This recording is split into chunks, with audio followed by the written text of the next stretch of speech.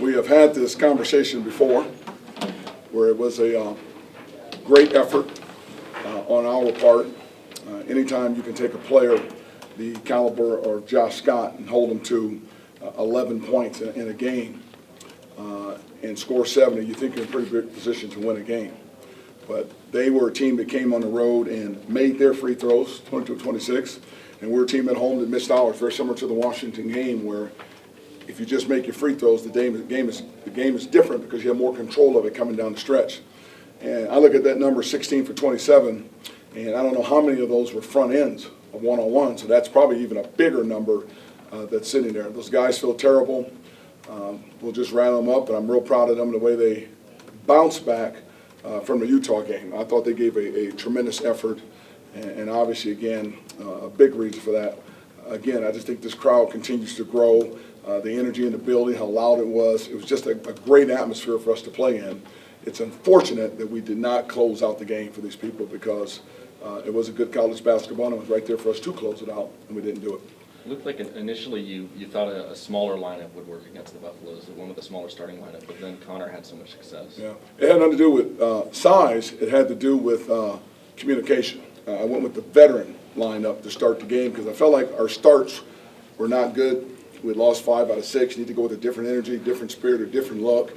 And I went with the veteran guys that really are loud on defense. Offense has not been our problem. It's been defense. And I thought they got us off to a tremendous start. Nye and Brett, the communication on the floor was outstanding the first 3 minutes or so. Colorado settled down, but there were times, again, playing the zone that we were, again, a really good defensive team tonight, not having Val just because of the communication that those veteran guys bring to the fore. For whatever reason, I've got 3 or 4 guys that they're great in the hotel rooms, but when we get to the floor, they don't talk. They don't talk loud enough. And I've said that before about young people in this texting generation.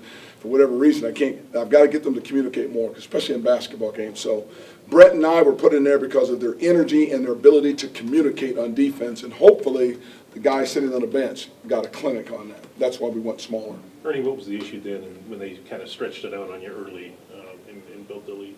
I think the issue was us subbing. We had to sub to get some guys that were fatigued and get guys in and out of the game. Junior Longer's got into foul trouble. We needed him on the floor, vocal, defense, all of those things.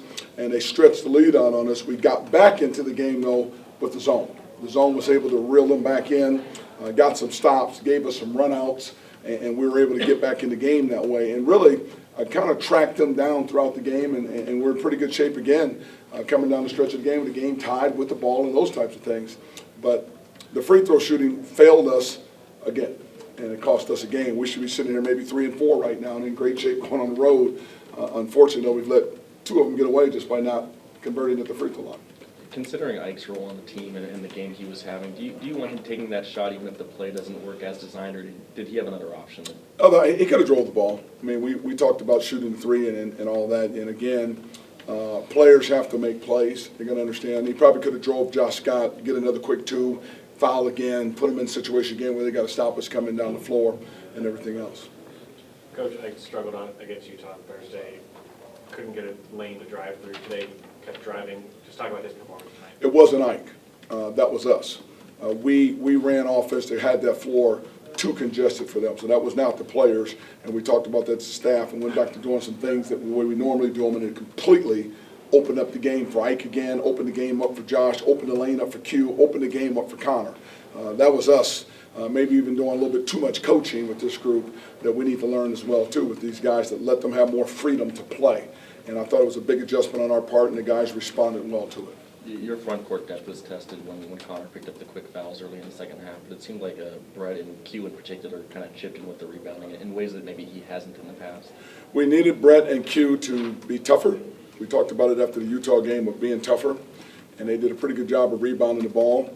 There were some rotations down there because with that team, you've got to front the post to keep the ball out of Scott's hands. And I thought there were some times with fatigue factor, we conceded the post.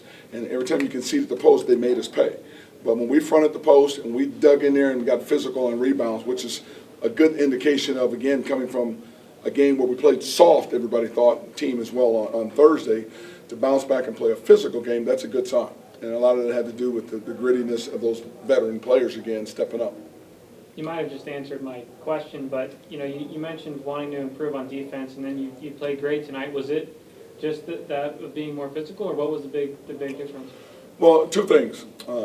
Going back to your veteran players, and they set the tone with the communication. What we broke down against Utah, and we've broken down in a lot of our games, is the lack of communication on the floor. Now, that's hard for a guy like Charles coming into a program to take the reins, take control, be vocal, tell everybody what to do when he's on an island figuring out what he's supposed to do. And it's even difficult sometimes for Q, who doesn't speak well on the floor. He doesn't communicate loud enough. But Brett is a great communicator on the floor, as well as Junior, longest, and as well as Nye Redding.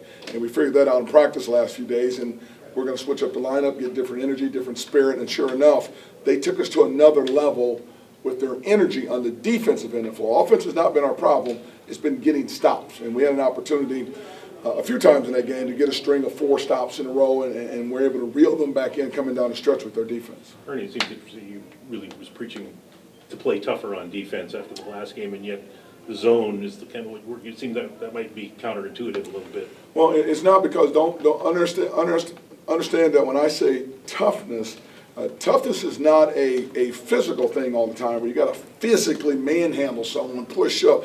Toughness becomes a mental thing, to know your job and then have the physical capability to do your job. So when you get fatigued, you don't cave in mentally and you don't cave in physically. You know your job, do your job. So that was my thing. I felt like on Thursday we were mentally out of the game and physically out of the game. Today we were mentally into the game and physically. And we didn't manhandle Colorado. We just did our assignments. When it's time to block out, we blocked out. When it's time to run, we ran. When it's time to score inside, we scored inside. When it's time to front the post, we fronted the post. So we did what we're supposed to do, but we did it in a mental toughness as well as a physical toughness to not break down as much with this young team. One more thing. You mentioned you could be 3 and 4 at this point without the free throw issues. You feel you're really missing opportunities here in terms of growth and? Well, no, not in terms of growth. Are you missing opportunities? Yes, but I've told myself in taking this job from last year and where we're going, if you look at what we're doing here as a book, okay, we're in chapter 2. We got a few more chapters left in this book. So I always say get to the end of the book, and then you're going to look back and say, boy, in chapter 2, they were missing out games on free throws. Now they're closing out games and winning the championship. That's the key. I've been down this road before. We'll just keep pushing them, keep coaching them.